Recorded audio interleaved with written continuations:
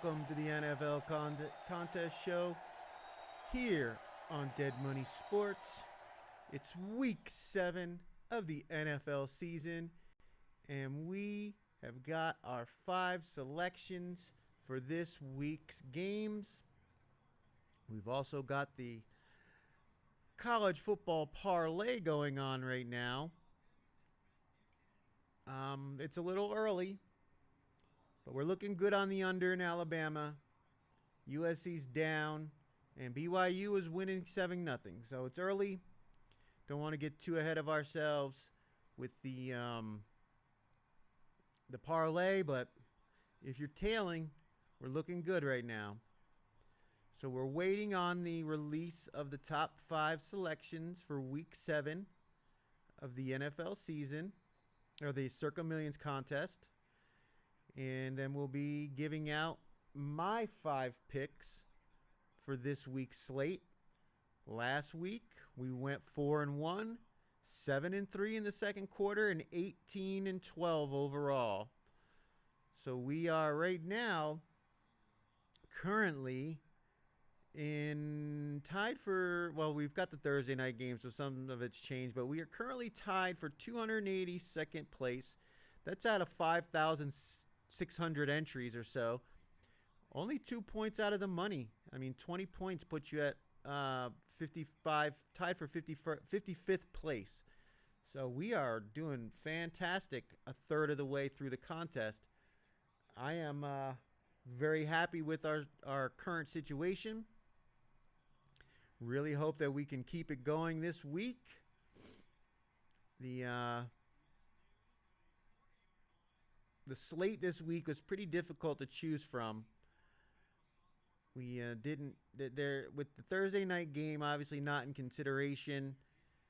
Some of these other games with the lines the way they were, even though I had some feelings about certain games, I eventually eliminated a few of them from the final 5 simply because I knew that those picks would be popular. And we're trying to avoid being in the top 5. Through 6 weeks, the top 5 selections in Circa Millions has not had a winning week. Now, we've had the Thursday night game already, and the Bengals plus 5.5 won that game outright in a dramatic fashion. That was a really entertaining game to watch. And we're going to go with Bengals, but we had to wait until we got more clarification on injuries for the other games, so we didn't end up using Cincinnati. But to those who did, congratulations on winning the first game of the week. And we're also interested in how many people used the Steelers in Survivor this week and the Grandissimo. So we will eventually find that out. But right now it's the NFL Contest Show. And as we wait for the top 5, we can look at some of these games we've got here. Like some of these games I really feel are going to be popular. Like the all the ones that are 1.5 point spreads. There's 5 of them this week. You've got the Eagles, Vikings, Panthers, Jets, Colts, Chargers, Commanders, Cowboys, and Falcons, 49ers. That I feel like those games are going to be really popular this week simply because you almost just have to pick the you just have to pick the 5 winners, or pick the winners on those 5 games, and you're pretty much guaranteed a point. But I also think they're going to be popular in the contest, so I'm looking to avoid the popular sides.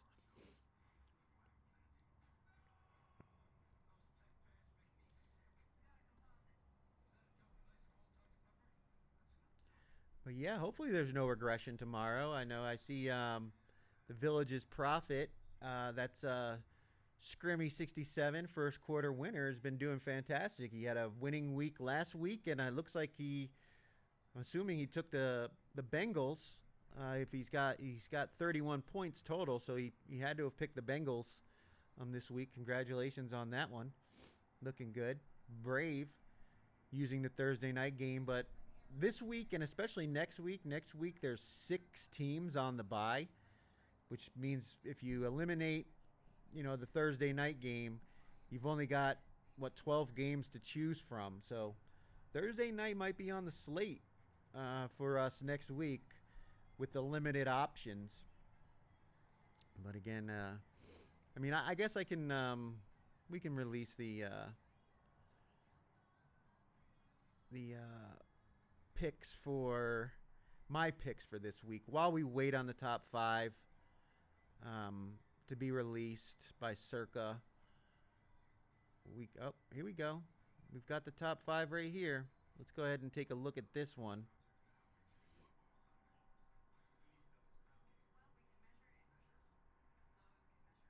And no surprise there. Detroit, everybody's cash register, is the number one pick, minus 5.5. 16,500 or 16,055 or 1,655 entries on the Lions. This was one of the games that I went back and forth on, but I felt like the 5.5 may be too much. I do think the Lions will win this game, and I don't normally like to say that I think a team will cover the spread without winning, but I do think the Bucs are one of these situations where they may actually backdoor this number. Even if the Lions end up winning this game, it could be a 3 or 4 point victory for the Lions if they get out ahead of this Tampa Bay team. Tampa Bay dealing with wide receiver injuries.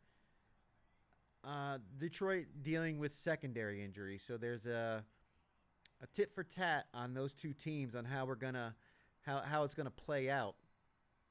But I'm not surprised to see the Lions. The Lions have been popular every single week, and only two of them. Every single week they've been in the last few weeks. They've been in the top five because they've been covering the spread at 70%. At 70% over the time that Campbell and Goff have been together with the Lions. So no surprises there. Number two, the Cleveland Browns. Wow. Kind of surprised on this one. I know I've been hearing a lot of people saying Cleveland. With the weather, it's going to be nasty. You got a team from Miami going up to play. Miami's just look totally out of sync with their playing. They've got internal issues with the quarterback calling out some of his teammates and then having to go back and apologize. And, is the coach going to get fired? Is he not going to get fired? But I really had reservations about this Cleveland team. As well as their defense has played, Myles Garrett hasn't had a sack in the last couple of games. And Miami's offense could potentially move the ball on Cleveland. And I would take Tua over Dylan Gabriel in this matchup. And it's that fishy minus 2.5 line, the one that is the most popular selection in the history of the Circa contest. Minus 2.5 is the most chosen spread in the Circa. So seeing it at 2.5, no shock there, but I liked Miami in this game, but I didn't play it. It's not one of our five, so kind of glad to avoid that one. Next up, the Philadelphia Eagles. Minus 1.5 on the road against the Vikings. 1,537 entries choosing Philadelphia in this one. Philly's very healthy. They lost on Thursday night. They've lost 2 in a row, but this is a good team. Remember, they started out 4-0. They were ahead in that Denver game before losing that one, and the Giants game was kind of fluky in the way that the game played out with turnovers and things that benefited the Giants. Thursday night games, as we've noticed the last 3 weeks, totally unpredictable with these big dogs winning outright. Now you've got them taking on a Vikings team that won in London, but they were down in that game for about 59 minutes and 30 seconds and didn't take the lead against Cleveland until the final 30 seconds of the game. And that was a Cleveland Browns team with a rookie quarterback making his first start in an international game.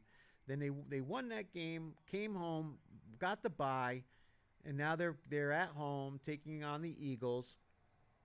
And the Eagles are the more popular side here. But I've been hearing a lot of people in the media talk about Minnesota being the right side. So interested to see how many people are on the Vikings. I think this is going to be close. I think the Vikings will have over 1,000 selections as well. I mean, they're a home team, great offense, good defense, missing a few players on the offensive line for the Vikings, missing one of their key linebackers in Van Ginkel. I don't trust Carson Wentz. I've seen him too many times turn into a pumpkin in games when he gets pressured and he tries to make too much happen. Causes turnovers, puts his team in bad situations. So this is a difficult one. I went back and forth on this game as well. Number 4 pick, Seattle Seahawks, -3, 1,525. I mean, a good dispersion amongst these top 5 games here. Nobody really running away with it. Seattle has been a popular team the last few weeks. They were in the top 5, I believe, the last 4 weeks. At least with this one, the last 3 weeks, I know for sure, because we were on them against the Bucs when they lost at home. And then we faded them last week with the Jags and lost that one too. So my read on the Seahawks has been hit or miss all year, pretty much miss all year. But here we are. Everybody liking what they saw from Seattle on the road. Not really giving respect to Houston, although from what I saw of Houston, they look like they're getting it together. They haven't really played the most stiffest competition in their 2 wins, but you got to remember the 3 losses that they have. They were driving in week 1. They were driving against the Rams for a potential game-winning score when they had the fumble. They were driving against the Bucs, or they took the lead against the Bucs, and then the Bucs came back and kicked the field goal to win that game at the end at the buzzer. And then they were within field goal range against Jacksonville when Nico Collins fumbled the ball, or they would have won that game. So 3 crazy turnovers for Houston, or this team could potentially be 5-0. So they're not getting much love. The public is all over Seattle this week. You can tell by the fact that they're the number 4 pick that they're definitely popular in the contest. I think this one, I don't think Houston's going to be nearly as popular as, say, the Vikings or even Tampa Bay. But, yeah, this is an interesting one. This is one we'll be talking about later. And then the final game, the Los Angeles Chargers, -1.5 at home, taking on the red-hot Colts. I originally had the Chargers in my top 5, but I just couldn't get behind fading the Colts right now, even though the Colts are getting like over 80% of the bets. So everything screams take the Chargers in this one. But it's just, man, I got too many question marks about this Chargers offense, particularly their offensive line. Are they going to be able to protect Herbert, or are they going to be able to run the ball with these backup running backs and the banged up offensive line? I know they're getting back some guys on defense for the Chargers, and the Colts are missing some of their secondary players, so that could certainly have a factor. They've talked about Daniel Jones. Their yards per pass have gone down every week. Their overall yards per game have gone down every week. So I don't know if they're regressing. I know they struggled against the Cardinals last week and did get the win but did not get the cover. Now a lot of people are wanting to fade the Colts, and I was on that side, but I just couldn't get behind them. I couldn't fade the Colts, so I had to take the Chargers out of my top 5, even though I did. I understand why this is a popular side. I mean, when one team is getting 80% of the bets, you want to be on the other side of that one, but at the same time, there's always a week when the public wins and the sharps lose. You're going to have weeks where the popular side, the side that, has the more bets, is the side that ends up winning. So I had to let off the Chargers. Kind of glad I did, because I didn't want to be in the top 5. They've also been a very popular team in the contest the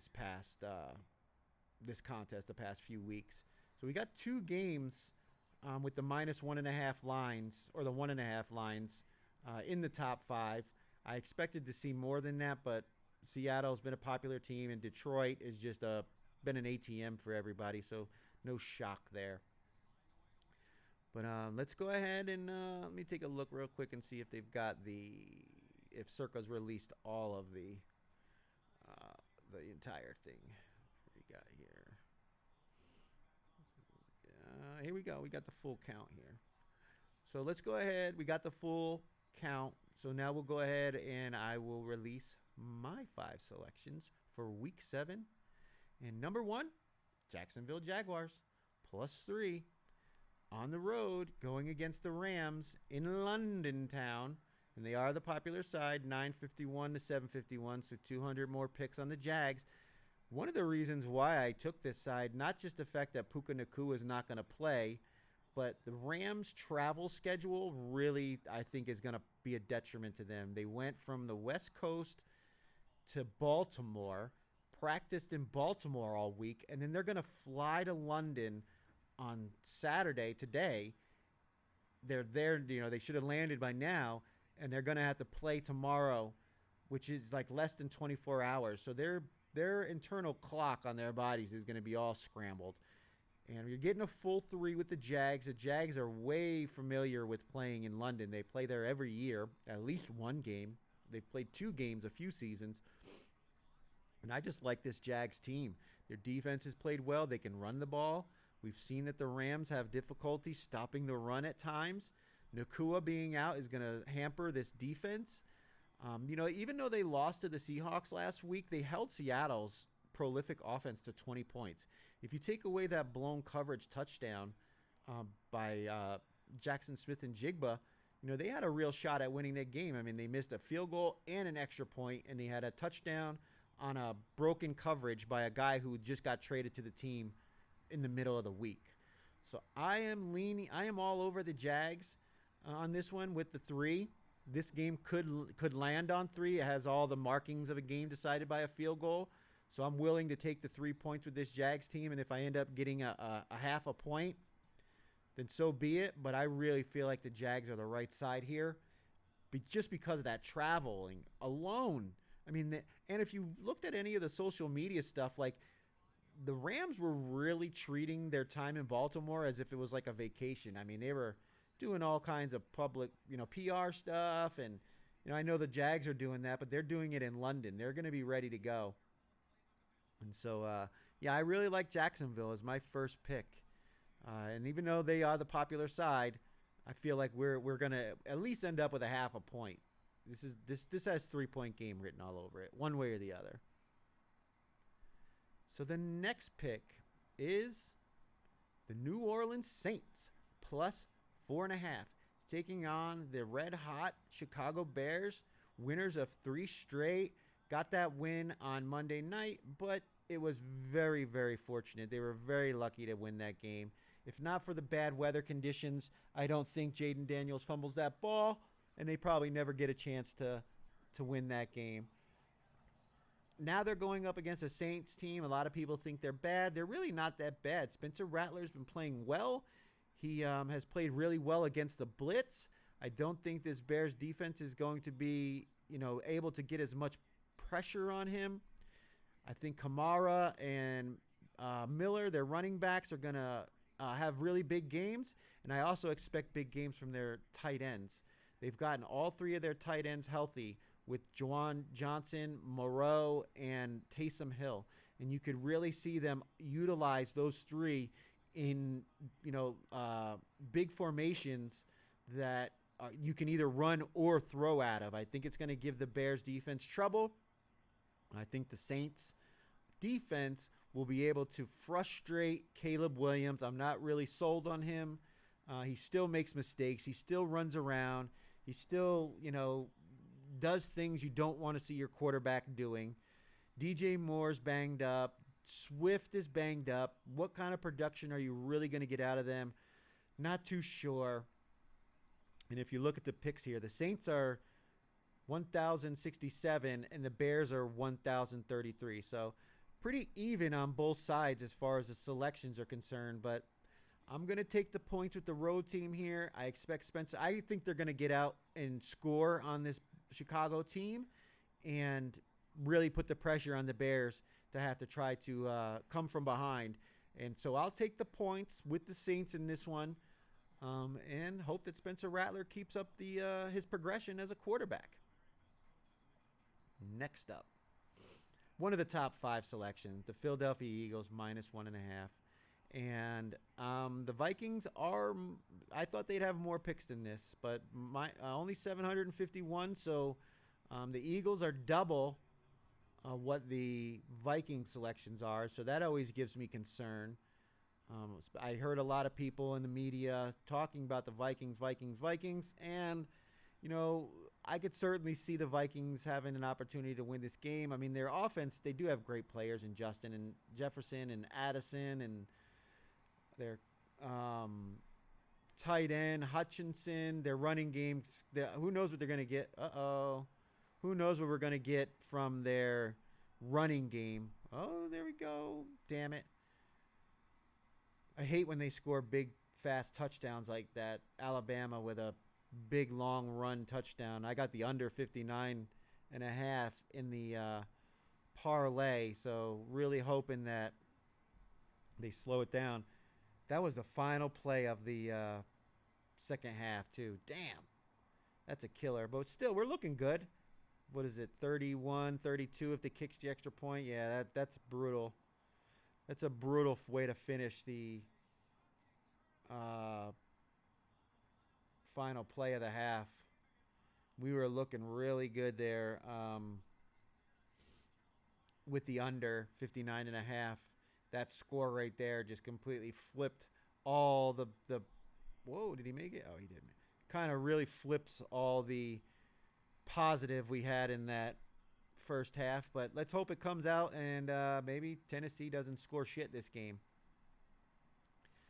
But back to the Eagles. The Eagles, they're healthy. They really are healthy, and they're a great team. They really have, they're loaded, and, a lot of people are writing them off, but remember, this team started out 4-0, and they have played a very difficult schedule. I mean, they lost to the Broncos in a game where they really had the lead and kind of squandered it. They haven't put together a full four-quarter game yet. And then they lost to the Giants on Thursday Night Football. But Thursday Night Football is just such a weird game because, the preparation that goes into those games is very minimal because they don't have much prep time from the Sunday to Thursday game. And that, with the turnovers in that game, it just really, for the Giants, it was just a weird game to watch how that game played out. But I don't think the Vikings, and I really don't trust Carson Wentz, so I expect the Philadelphia Eagles to play their best. Oh, that was an interception returned for a touchdown. Oh, my God, what a play. I didn't see the play. I thought it was a running play. That was a out route that Tennessee was trying to run a play to score, and they throw a pick. He runs it all the way back 90, almost 100 yards. Yeah, that's what happens when you get greedy. You tried to go for the touchdown with a stupid out throw. It's something you hate to do down that close because there's not a lot of room behind the defender. Oh, man, what a turn of events for us. What a turn of events. But 30, I mean, right there, that's half. So we need it. We need some dead time in that game. No explosive plays in that game. No explosives in that game. But yeah, so I don't trust Carson Wentz. Obviously, the selections kind of gives me pause being in the top 5, and I expected the Vikings to be more popular than that with a home team getting points. So we'll have to see how it works out. But hopefully Philadelphia has gotten themselves together in this mini bye they got after the Thursday night game and figured out what the hell they want to do as a team and get their offense going, add some motion in. And I know Flores likes to blitz, and Jalen Hurts has been pretty good against the blitz this season. So hopefully we get it. Our fourth pick for Week 7, the Arizona Cardinals, plus 6.5. Now we're going with Jacoby Brissett for his second week in a row up against the Green Bay Packers. Not a lot of love in this game. Only 842 on the Packers and 590 on the Cardinals. So we are definitely the contrarian side in this one, and I feel good about this one. The offensive line for Green Bay has been really banged up, and the Cardinals' defense has not been bad. The 5 games they've lost has all been one-score games. They had every opportunity to win against the Colts last week and just couldn't punch it into the end zone. I really think their defense is going to be able to frustrate Jordan Love. They're going to get pressure on him. The Green Bay Packers are pulling guys up from the practice squad at running back. Their wide receiver depth is limited. I don't really think this is going to be a high-scoring game. I like the Colts' offense. I think Jacoby Brissett gives them a little more options in the passing game because he's a bigger quarterback. He can stand in the pocket. He doesn't have to worry about seeing over the offensive line. And all of the wide receivers that were on the Cardinals injury report earlier in the week have been cleared to play, so they should have most of their wide receivers. It looks like DeMarcado, the running back, is out, but they've got Knight. They've got some guys that are fresh legs they're bringing in for this game. So I really like this spot here. Obviously, the Cardinals are at home. They're getting 6.5 points. I feel good about this game. This was one of the ones that I kind of used this game as a contest play because I didn't want to use the games with 1.5. I wanted to steer clear of them, so I was trying to find other options, and this was the one I really felt was one of the better options for us. So this is hopefully they can get it done at home. I think the Cardinals can win this game. They can really. I mean, the Bengals scored, ridiculous amount of points against this Packers defense, and that was with Jake Browning. You know what I mean? Like their quarterback that got benched for a 40-something-year-old Joe Flacco, who just came in and beat the Bengals last week on a 1 week's practice time. So I really like the Cardinals here. I like the fact that Jacoby Brissett has been practicing with the ones. This is his second week. Marvin Harrison, Zay Jones, Wilson, their wide receivers are all going to be playing. Looks like everybody except for their rookie defensive lineman is going to be playing for the defense on the Cardinals. So, yeah, I really like the Arizona Cardinals plus 6.5. And the fifth and final pick for Week 7, Circa Millions, is going to be Houston plus 3, fading Seattle. My read on Seattle has been atrocious this year, but again, I really think Houston is a better team than they're getting credit for. We really have to start understanding that for some of these teams, when they're bringing in free agents, the first 2 to 3 weeks of the season are going to be the new preseason, since most of the starters don't even play in the regular, real preseason. And again, the Texans are 3 turnovers away from being 5-0. They've really started to put it together on offense. Their offensive line is looking a little more cohesive, and their defense is outstanding. I think that their cornerbacks in Stingley and Lassiter are going to be able to keep Jackson Smith and Jigba on ice. Cooper Rush has not been really much to write home about. I really think if they can shut down Jackson Smith and Jigba, they really hinder this Seattle offense. And then on the Texans side, their offenses look good.